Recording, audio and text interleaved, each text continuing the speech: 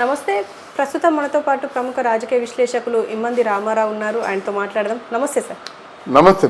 Sir, ఒకప్పుడు అంటే 2019లో Janasena party అధ్యక్షుడు పవన్ కళ్యాణ్ చంద్రబాబు నాయుడు తిట్టారు, చంద్రబాబు నాయుడు మోడీని తిట్టారు. అంటే ఒకరికొకరు అందరు తిట్టుకుంటూనే ఉన్నారు. కానీ సడన్గా ఇప్పుడు 2024కి వాళ్ళు అందరు కలిసిపోయి ఒక కూటమిగా అయ్యి ప్రభుత్వాన్ని ఏర్పాటు చేశారు. కానీ వీళ్ళంతా ఎలా కలిసి ఉండొచ్చు సార్? అంటే రాజకీయాలు అని ఒకటి ఉన్నప్పటికీ కానీ పర్సనల్గా తిట్టుకున్నారు వీళ్ళంతా. ఎలా సార్, దీన్ని ఎలా చూడొచ్చు అంటారు? ఇప్పుడు రాజకీయాల్లో ఎవరు శాశ్వత మిత్రులుగా ఉండలేరు, శాశ్వత శత్రువులుగాను ఉండలేరు మాట. వీళ్ళందరూ కూడా ఆశపడేది పదవి గురించి. ఆ పదవి ఎందుకు? ప్రజలకు సేవ చేయడానికి. పదవి ఉంటే కానీ సేవ చేయలేరు కదా. సరే, ఆ పదవులు వచ్చిన తర్వాత ప్రజల జీవితం ఇంత అతలాకుతలం ఎందుకు అయిపోతున్నాయి? అదే మన ప్రశ్న. వీళ్ళు ఎందుకు కొలుస్తున్నారు? వీళ్ళు ఎందుకు సమర్థవంతంగా పరిపాలించలేకపోతున్నారు అన్నది మనం వేయవలసిన ప్రశ్న. మనమే కాదు, ప్రజలు కూడా వేయవలసిన పరిస్థితి. ఏదో మీరు అన్నట్టు మోడీ చంద్రబాబుని తిట్టాడు, చంద్రబాబు మోడీని తిట్టాడు, అలాగే చంద్రబాబు అనే పార్టీ పవన్ కళ్యాణ్ తిట్టారు. ఇవన్నీ తిట్టుకున్నారు. తిట్టుకుంటే వీడు తిట్టుకుంటూ ఉన్న పరిస్థితులు కంటే వీళ్ళు ఒకటిగా కలిస్తే ఆడు బలవంతుడు అయిపోయాడు. ఈ దేవుడు అంటే జగన్మోహన్ రెడ్డి చాలా బలవంతుడు, రావణాసురుడిలాగా అయిపోయాడు. ఆయన ఎదుర్కోవాలంటే నిజంగా చంద్రబాబు నాయుడు ఎన్నికల్లో నిలబడిన ఆయన ఒక్కడు ఓడిపోయేవాడు. లేదా మేము ఓడిపోతామని ఈషన్ మాత్రమైన జగన్మోహన్ రెడ్డి తెలిస్తే ఆయన గెలిచేసేవాడు. ఇందులో పవన్ కళ్యాణ్ అంటూ లేకపోతే అసలు కూటమి గెలిచేది కాదు. ఆ పవన్ కళ్యాణ్ సరైన టైంలో సరైన డెసిషన్ తీసుకొని తెలుగుదేశంతో కలిశాడు. ఆ పార్టీ వర్గాల వారందరూ మన ఏంటండి మీ పని చేయమని నేను చెప్పినా పోయినోడు పొండి అని చెప్పాడు. ఆయన శాశ్వత ప్రయోజనాల కోసం ఆశించి చంద్రబాబు నాయుడుతో కలిశాడు. తర్వాత పవన్ కళ్యాణ్ తాలూకు రాజకీయ చతురత ప్రపంచంలో మొట్టమొదటిసారిగా తెలిసింది ఎక్కడంటే వీళ్ళిద్దరికీ మోడీ సహకారం తీసుకోవడం. మోదీ చంద్రబాబుతో కలవడు, చంద్రబాబు మోడీ దగ్గరికి వెళ్ళి మాట్లాడలేడు. అందుకే మోదీ దగ్గర చంద్రబాబుకి ఏదైనా కొంచెం మంచి రేపం ఉంటే 53 రోజులు ఒక నాయకుడు జైల్లో ఉంటాడా? ముఖ్యమంత్రిగా 10 ఏళ్ళు పనిచేసిన నాయకుడు అంతే కదా. ఆయన దగ్గర రేపం ఉంటే వెంటనే ఏదో విధంగా బయటికి తీసేస్తాడు, బెయిల్ ఇచ్చేస్తాడు, తర్వాత మీరు ఆర్గ్యుమెంట్ చేసుకోయా అంటాడు. అందువలన ఈ క్రెడిట్ అంతా పవన్ కళ్యాణ్ గెలిచింది, పవన్ కళ్యాణ్కే దక్కుతుంది. సరే, ఎలక్షన్లో గెలిచినంత వరకు బాగుంది మీ పరిస్థితి. చాలామంది మనొచ్చు మన శత్రువులు కదా, శత్రువులతో మనం ఎందుకు కలుస్తాము అని ఒక ఆలోచన.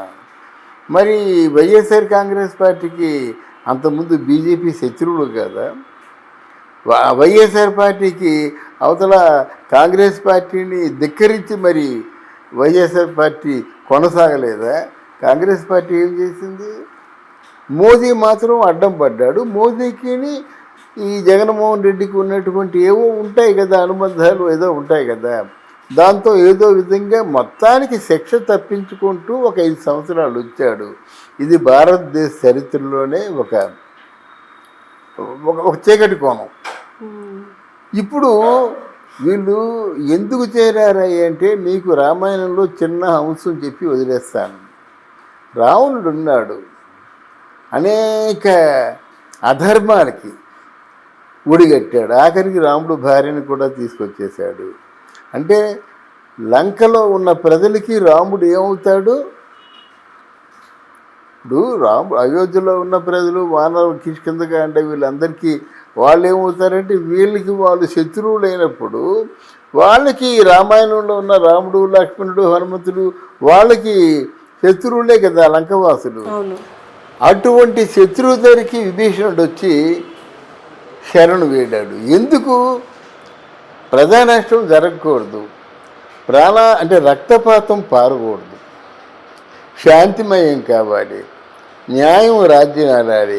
ఈ కారణాల చేత వచ్చాడు. సొంత అన్నయ్య కదా రావణాసురుడు, నుద్దుకొని రావడం ఏంటి అంటే ఇది ఇప్పటి నుంచి ఉన్నది కాదు, ఎప్పటి నుంచో ఇది ఉంది. మంచి దగ్గరికి చేరుతారు ఎవరైనా, చెడు దగ్గర నుంచి పారిపోతారు. ఇక్కడ ఏమైంది, జగన్మోహన్ రెడ్డి 151 ఉంది, అక్కడేమో 21 ఉంది, 21, 22 అంటే 21 మంది సభ్యులు ఉన్నారు కనుక అప్పుడు జగన్మోహన్ రెడ్డి తాలూకు బలం ఎక్కువైంది. ఆ సభ్యుల్ని చూసి ఏదో కొంచెం చూసి చూడనట్టు ఉడుకున్నారు. ఇప్పుడు ఎవరున్నారు, ఎవరు లేరు కదమ్మా. లింగు మనకొని 3, 4 ఉన్నారు. దీనివల్ల ఆయనకి వాళ్ళ తాలూకు ఆపన్నహస్తం ఎలాగా ఉండదు ఒకటి. రెండోది ఏంటంటే వాళ్ళు వీళ్ళకి అభయం ఇవ్వడం వల్ల వాళ్ళ అస్తిత్వానికే ప్రశ్నార్థకంగా మారింది. అది మర్డర్ చేసినట్టయితే మర్డర్ చేసి బీజేపీలో జాయిన్ అయిపోతే అది ఆ కేసు తొలగిపోతుందా? మర్డర్ చేసి బీజేపీ కాలు పట్టుకున్నట్టయితే ఆ మనీ లాండరింగ్ స్కాము తొలగిపోతుందా? అందువల్ల వాళ్ళు ఈరోజు ఏంటంటే ఒక హాస్యాస్పదంగా మారిపోయింది. 100 మందిని చంపుతానాయా, బీజేపీ పార్టీలో చేరిపోతాను, నన్ను ఏమైనా చేయగలవా అంటున్నారు. హాస్యాస్పదంగా మారిపోయింది. సరే వీళ్ళ కలయిక ఏంటంటే ఆంధ్రదేశం పూర్తిగా పతనం అయిపోయింది. ఎప్పట్లో కానీ ఆంధ్రదేశాన్ని మనం రక్షించుకోకపోయినట్టయితే ఆంధ్రదేశంలో అంగుళ స్థలం కూడా మిగలదు.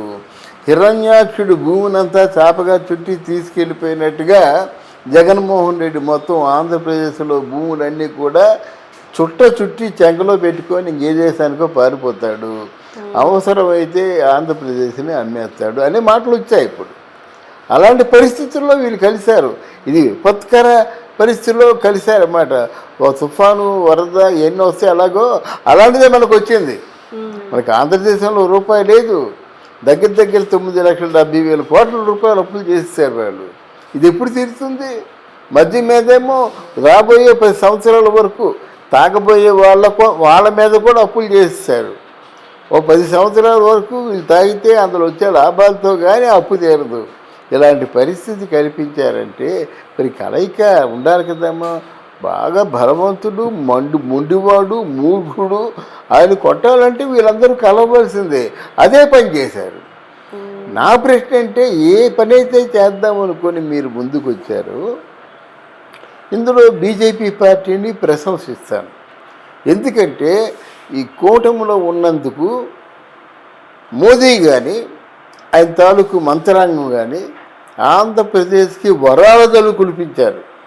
అటు బీహార్కి, ఇటు చంద్రబాబుకి. ఏమి మా వరాలదలు అంటే ఏమిటో అందరికీ తెలుసు.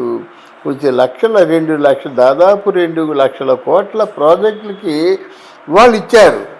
కొంతమంది అంటారు, అరే బాబు అమరావతిని రాజధానిగా చేయడం కోసం 15,000 కోట్లు ఇచ్చారంటే అబ్బాయి లేదు, 15,000 కోట్లు అది అప్పు ఇచ్చారని చెప్తారు. మరి ఎందుకో వాళ్ళ అవగాహన ఏమిటో తెలీదు. అప్పిచ్చారో ఏమి ఇచ్చారో, వాళ్ళు ఎక్కడి నుంచి అప్పు తెస్తారో, వాళ్ళ కమిట్మెంట్ 15,000 కోట్లు. అప్పిచ్చారంటే వాళ్ళు చేయాలి, వాళ్ళు చేయకపోతే వీళ్ళు చేయాలి. వీళ్ళు చేయడానికి ఏమో స్కోప్ లేదు, అప్పు చేసే యోగం వీళ్ళకి లేదు, వాళ్ళే ఇవ్వాలి. వాళ్ళు అప్పు చేసిస్తారో ఏం చేస్తారో మనకెందుకు? నీకు ఎలకోడి చేసినటువంటి ప్రాజెక్టుని వాళ్ళు పూర్తి చేస్తారు. పోలవరం పూర్తి చేద్దామన్నారు, అది పూర్తి చేసేంత వరకు వాళ్ళదే బాధ్యత. మచిలీపట్నంలో బిఎస్ఎన్ఎల్ ఆయిల్ రిఫైనరీ ప్రాజెక్ట్ ఒకటి పెడుతున్నారు. అది 60,000 కోట్లతో ఒక 50,000 నుంచి 75,000 వరకు ఉద్యోగులు అక్కడ కావాల్సి ఉంటారు. భోగపురంలో ఇంటర్నేషనల్ ఎయిర్పోర్ట్ కడుతున్నారు. దానికి కూడా ఎన్ని కోట్లు అవుతాయో మనకు తెలియదు. అదంతా వాళ్ళే చేస్తారు కదా. స్టేట్ గవర్నమెంట్ నుంచి ఫండ్స్, స్టేట్ గవర్నమెంట్కి ఫండ్స్ లేవు, పేదరికంలో ఉంది. మరి ఎలా పూర్తి చేశారంటే కేంద్ర ప్రభుత్వమే పూర్తి చేస్తుంది. దాని గురించి మనం కోడిగుడ్డు మీద వెంట్రుకలు తీయవలసిన అవసరం లేదు. అదే పనిగా వెంట్రుకలు తీసుకుంటే అదే నిజం అవుద్ది ఒకసారి. వాళ్ళు ప్రామిస్ చేశారు. నిర్మలా సీతారామన్ తెలుగులో అంది.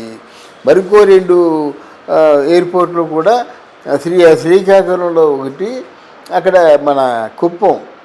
అంటే వాళ్ళు ఎంత ప్లాన్డ్గా ఉన్నారంటే శ్రీకాకుళం, విశాఖపట్నం, విజయనగరం ఈ 3 ఒక్కచోట డెవలప్మెంట్ అయితే ఎయిర్పోర్ట్ వల్ల తుని నుంచి పోయినట్టు తుని, కాకినాడ, పిఠాపురం, రాజమండ్రి ఇది ఒక సర్కిల్. దాని తర్వాత అమరావతి ఉంది. దాని సెల్ఫ్ డెవలప్మెంట్ ఎలాగైనా ఉంటుంది. అమరావతి అవుతుందంటే 3,000 రూపాయలు గజం ఉన్నది, ఈరోజు 15,000 రూపాయలు గజం. దాని డెవలప్మెంట్ ఎలాగ ఉంటుంది? దాని మీద డిపెండ్ అయిన వర్కర్స్ కానీ, భవన కార్మికులు కానీ, తర్వాత షాపులు కానీ, అక్కడ బ్యాంకులు కానీ ఉంటాయి. అన్నీ అంటే మనిషికి అట్టి రాజధానిలో ప్రజా జీవితంతో ముడిపడినటువంటి హంగులన్నీ ఉంటాయి కదా. వేల కోట్ల పెట్టుబడులు అక్కడ ఉంటాయి. దాని మీద ఇంకా సపోజ్ 1,00,000 మంది పనిచేస్తే ఆ 1,00,000 మంది పనిచేసే వాళ్ళ మీద ఆధారపడి మరో 10 లక్షల మంది బతుకుతారు. అర్థమైందా? ఉప్పు, పప్పు, పసరగొట్లు, బట్టలు ఇవన్నీ ఉంటాయి కదా. 10 లక్షల మంది బతుకుతారు. ఆ విధంగా ప్లాన్ చేసి చిత్తూరులో ఒక ప్రాజెక్ట్, అంటే తిరుపతిలో ఒక ఎయిర్పోర్టు, అంటే తిరుపతి అంటే తిరుపతి కాదు, కుప్పంలో ఒక ఎయిర్పోర్టు. చంద్రబాబు నాయుడు ప్రామిస్ చేశాడు, ఇక్కడ ఎయిర్పోర్ట్ పెడతాము, ఓవర్సీస్ మార్కెట్ మేము డెవలప్ చేస్తామని చెప్పారు. అంటే మనకి బీజేపీ వల్ల రావాల్సినవన్నీ వచ్చినప్పుడు కూడా వీళ్ళు పనిని వేగవంతం చేయాలి. పనిని వేగవంతం చేయాలంటే ప్రశాంతంగా ఉండాలి.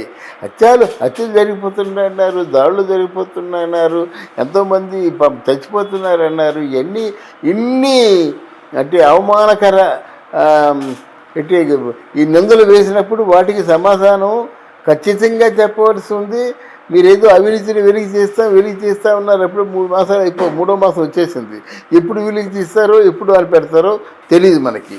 తర్వాత ఇప్పుడు మురిగే కొంతమంది మనుషులు ఉన్నారు. వాళ్ళని అంటే పదవిలో ఉన్నప్పుడు అలాగే మురిగారు.